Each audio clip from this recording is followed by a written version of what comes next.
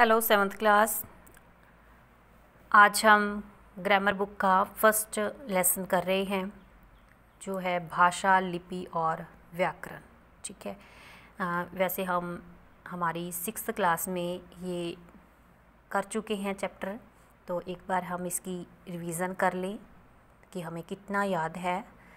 तो सबसे पहले होती है भाषा। अब भाषा का प्रयोग हम करते हैं, अब भी कर रही है। कौन कौन सी भाषा में प्रयोग कर रहे हैं हम? अभी मैं बोल रही हूँ तो मैं कौन सी भाषा का प्रयोग कर रही हूँ? आ गया याद आपको? मौखिक भाषा। मौखिक भाषा है ना। उसके बाद आप सुन रहे हो तो आप कौन सी भाषा का प्रयोग कर रहे हो? मौखिक भाषा का ही प्रयोग कर रहे हो आप भी, है ना। तो सुनना और बोलना दोनों मौखिक भाषाएं होती हैं। भाषा क्या है? एक ऐसा माध्यम जिसके द्वारा हम अपने विचारों बोलकर या लिखकर दूसरों को सुना सकते हैं या दूसरों तक भेज सकते हैं और दूसरों के विचार पढ़कर या सुनकर खुद ग्रहण कर सकते हैं। ठीक है। अब देखो, मैंने अपने विचारों को बोलकर आप तक पहुंचाया, आपने उसको सुना और आपने उसको ग्रहण किया। ठीक है। इसी प्रकार फर्स्ट भाषा का रूप कौन सा हो गया? मौखिक भाषा। अब देखो, इस बुक में भाषा लिखी हुई है। जो भाषा हम बोल रहे हैं उसी भाषा को इस बुक में लिखा गया है। तो इस भाषा में, इसमें कौन सी भाषा आई? लिखित भाषा। इस भाषा को हम क्या कहेंगे? लिखित भाषा। हम इसको पढ़ रहे हैं और लिखा हुआ पढ़ रहे हैं, तो ये क्या है? लिखित भाषा के रूप हैं। फॉर एग्जाम्पल, दूरदर्शन पर समाचार वाचक। ये दूरदर्शन पर समाचार चल रहे हैं, हम इसको सुन रहे हैं, तो ये क्या हुआ? मौखिक भाषा। कक्षा में अध्यापक पढ़ा रहे हैं, ठीक है, और बच्चे उसको सुन रहे हैं। ऐसे ही लिखित भाषा का है, अगर बोर्ड पर कोई चीज़ लिख कर समझा रहा है टीचर, तो वो क्या है? लिखित भाषा है।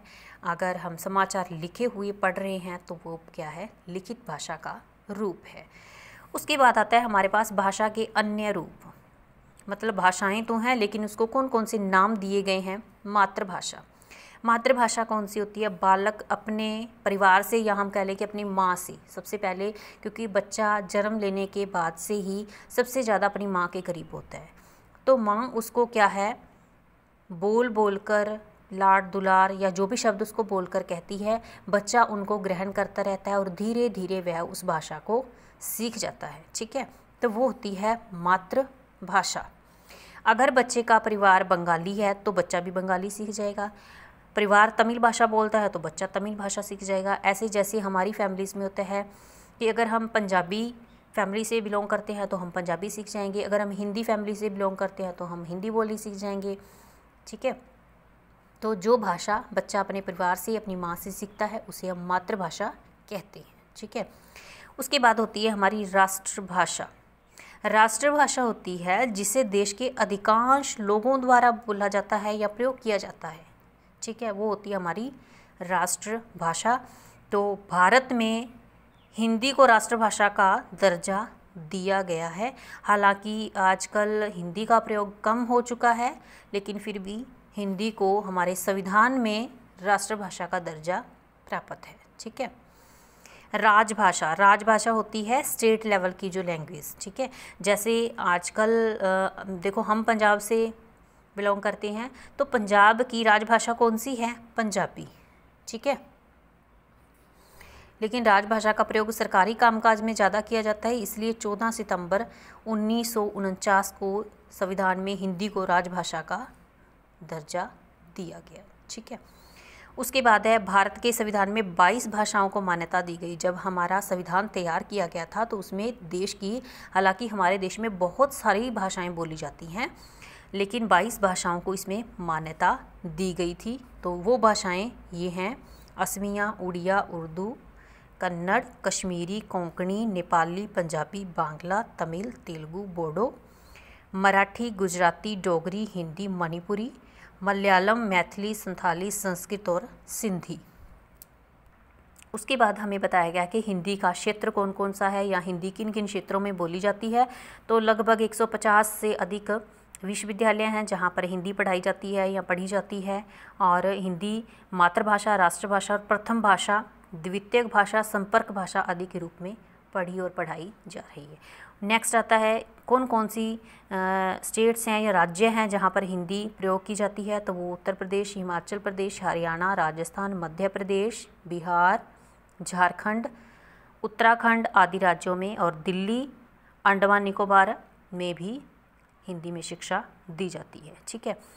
उसके बाद है संपर्क भाषा के रूप में कहाँ पर प्रयोग होती है, बंगाल में। संपर्क भाषा कौन सी होती है, आपस में बातचीत करने के लिए जिस भाषा का प्रयोग किया जाता है तो वो है संपर्क भाषा। बंगाल, उड़ीसा, आंध्र प्रदेश, महाराष्ट्र, पंजाब, गुजरात आदि राज्यों में संपर्क भाषा के रूप में इसका प्रयोग होता है। ठीक है।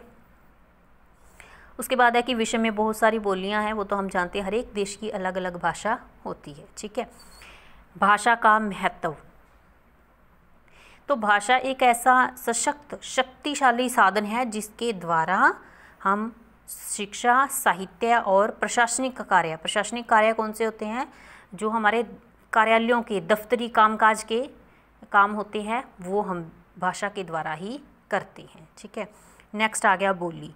बोली क्या होती है, बोली भाषा का ही शॉर्ट रूप होता है। ठीक है। जैसे हम मान लें कि एरिया के अकॉर्डिंग, जैसे जैसे हम किसी एक एरिया से दूसरे एरिया की ओर जाते हैं तो वैसे वैसे भाषा में थोड़ा थोड़ा फ़र्क आना शुरू हो जाता है, उसको हम क्या कहते हैं, बोलियाँ। ठीक है।